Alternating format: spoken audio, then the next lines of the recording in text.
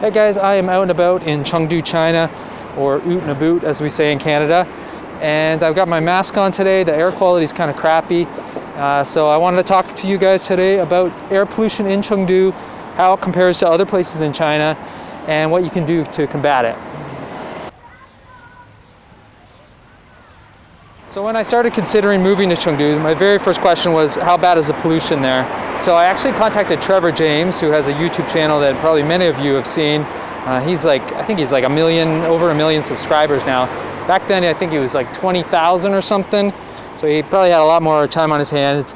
And he replied to me right away. He said that it's bad in the winter, it's a little depressing, but the rest of the year it's pretty good. And it's true. In the winter, it's kind of crappy. Well, on the coastal cities, you'll get pollution coming in and it'll maybe be out the next day. You know, there's more wind coming to blow it around. But here, we're sitting in a basin. There's mountains surrounding us, so the pollution builds up and it has no place to go. So it sits here for longer. Of course, in the winter, people are using more electricity, so there's more built up.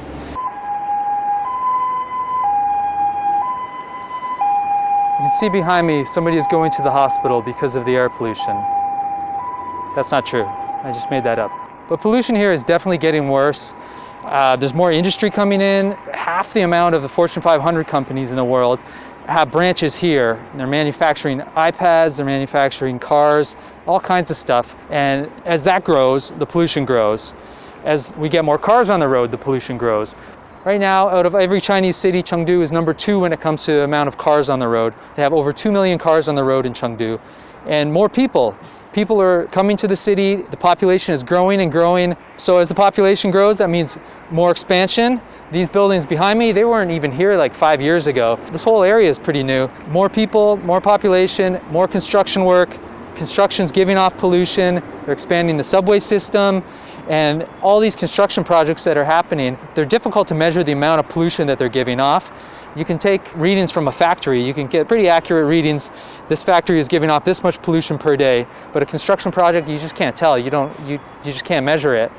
So right now the pollution levels are about 180, and I can check websites, I can check an app on my phone. There's lots of places to check it. So you want to try to get into the habit of checking it every single day, especially in the winter in Chengdu. So 180 is not too, it's kind of bad. It's not that bad. I've seen it as high as 300 in Chengdu.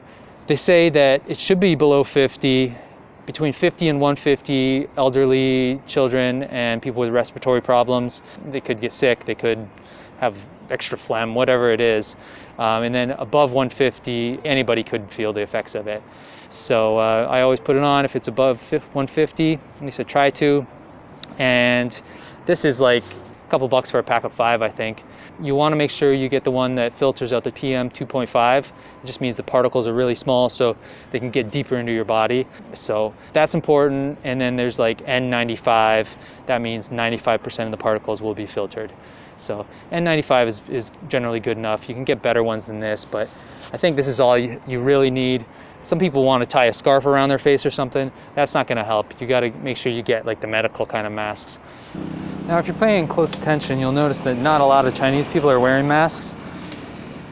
I don't know what to say about that other than the #1 cancer in China right now is a lung cancer that they know is not caused by cigarettes, despite China having more cigarette smokers than anywhere else in the world.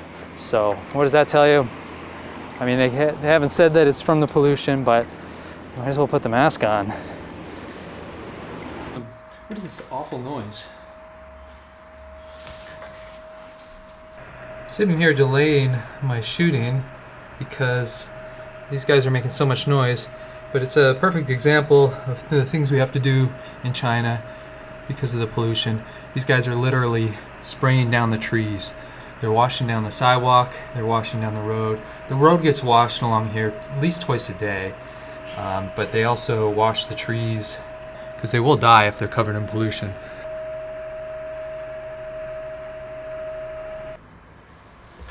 So I'm back in my home where it's safe, away from the pollution. Or am I? Well, keeping all of your windows closed does help to keep out some of the pollution. It's not ideal. You're still going to feel the effects of it. Maybe a buildup of mucus, maybe a sore throat. Many people get throat infections at this time of year in Chengdu. But I have an air purifier, which will definitely help make the air more breathable in my home. It's made by Xiaomi. They make a ton of home products in China. I think they're number 5 when it comes to cell phones. And I bet they're number 1 for air purifiers. Everyone seems to have one. This one's pretty decent. It hooks up to my cell phone. There's an app on my phone and I can control like the levels. I can turn it on and off. I can adjust the settings according to which room I'm in. I can set a schedule. There's all kinds of stuff I didn't really get into. Through the sides over here, it sucks in air, and the air comes out top cleaner than it was because there's a filter inside there. But it also has a reader, so I can read the pollution. Right now we're sitting at 45. It's been running for a little bit. 45 is not too bad. I can crank it up and probably get that number lower, but I'm recording audio right now, so we don't want to hear that. It's kind of useless. It's not useless, but it's not ideal to run it in a big open space like this room because just more air and it's maybe not powerful enough to clean all the pollution in this room. But at night in the bedroom, it's a smaller space. We close the doors and it helps a lot. I'll run it in my office with the door closed as well. So definitely helps. Definitely worth getting if you're living in China for a long period of time.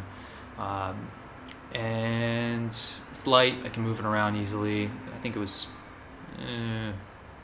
$60, something like that.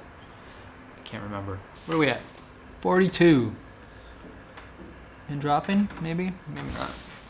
So, to summarize, Chengdu's air pollution is much worse in the winter months because of the geography. The pollution stays around longer. Rain will usually clear it up, but we get less rain here than the coastal cities. It's getting worse as industry and population grow, but you can deal with it by wearing a mask when you're outside, by being smart when you exercise, and by getting an air purifier and using it whenever the pollution is bad. I know it's a bit of a hassle, but I think it's worth putting up with for a few months out of the year, because I really do love living in Chengdu. So it's hard to say how damaging it really is to your health.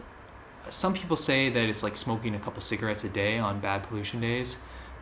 I don't know how you can compare those two things, but it definitely increases your risk of getting cancer, so it's worth it to put the mask on, to run the air purifier, and all that. So that's it. I hope you guys learned a little something. I hope it didn't scare you away from China.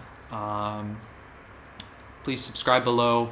Hit the bell icon after you subscribe, and you'll get a notification whenever I put a new video out. And thanks for watching this vlog that's all about smog.